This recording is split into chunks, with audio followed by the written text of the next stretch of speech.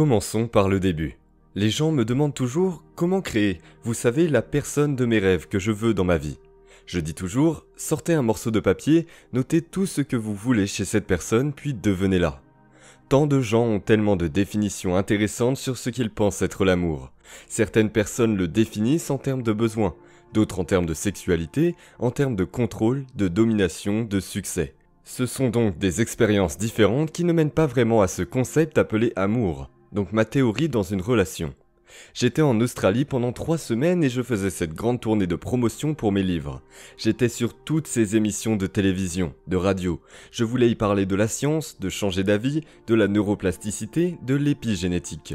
Et à chaque émission de télévision, ils me posaient des questions sur les âmes sœurs. Comment créez-vous cela ? J'étais tellement fatigué à la fin de cette tournée.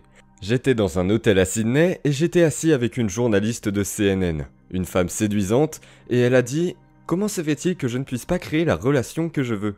J'en avais tellement assez. Je l'ai regardée et je lui ai dit « Laissez-moi vous poser une question. Souhaitez-vous sortir avec vous ?» C'est vraiment la question fondamentale. J'ai donc quelques théories sur les relations qui me semblent vraiment importantes et j'utilise les mêmes principes exacts avec ma vie. Tout d'abord, je ne travaillerai jamais dans une relation. Je ne pense pas que quiconque devrait travailler dans une relation. Je pense que si vous travaillez en relation, quelque chose ne colle pas, quelque chose ne va pas. Mais si vous faites de votre mieux et que la personne avec qui vous êtes le fait aussi et que vous célébrez votre vie ensemble, alors il y a des interférences constructives, il y a de la croissance, de l'énergie. Si vous n'êtes pas à votre meilleur, vous allez finir par devoir choisir entre quelqu'un ou quelque chose.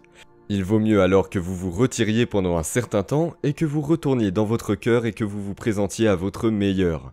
Donc si vous n'êtes pas là et que vous avez besoin d'un miroir ou d'une réflexion, alors il est bon de demander « Est-ce que je manque quelque chose ?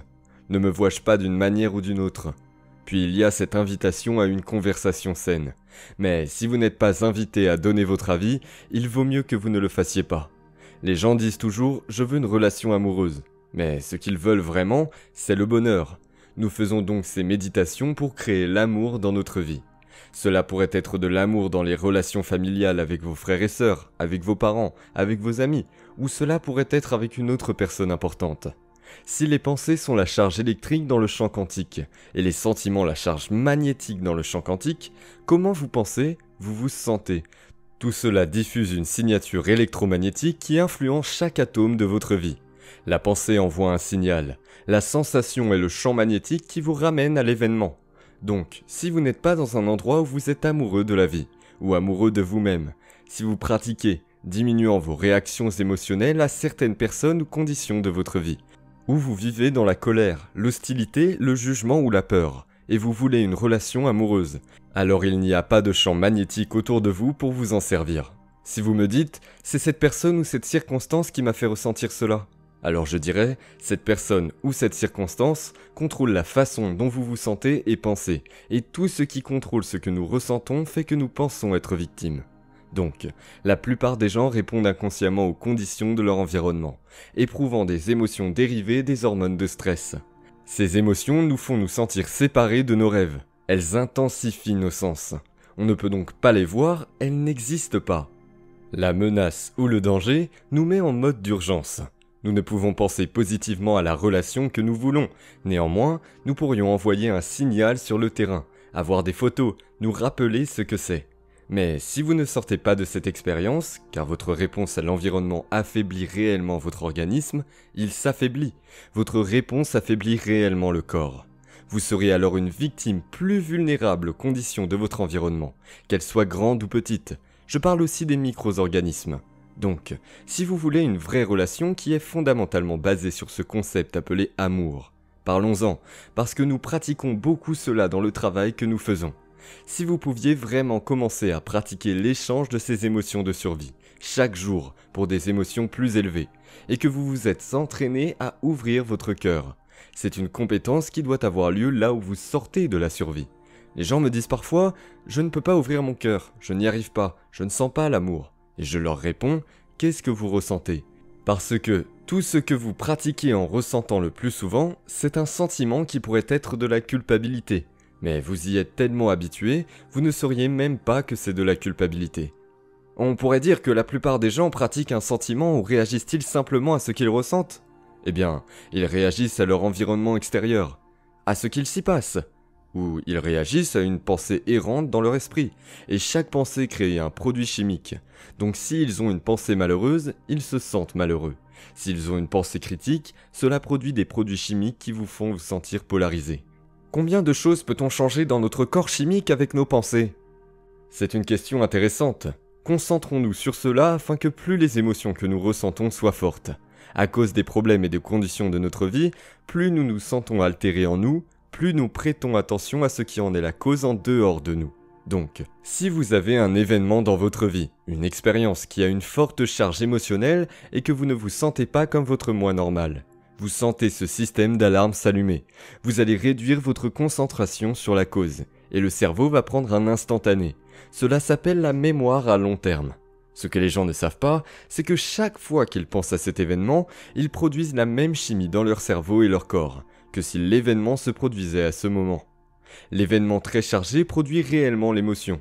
Le corps est si objectif qu'il ne connaît pas la différence entre la véritable expérience qui crée l'émotion et l'émotion que la personne fabrique en pensant seule.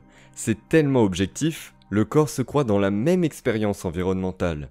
Donc, les événements émotionnels très chargés que vous vivez, certaines personnes pensent à leurs actes et à la pensée de cette personne, les rend malades, les fait se sentir déséquilibrés.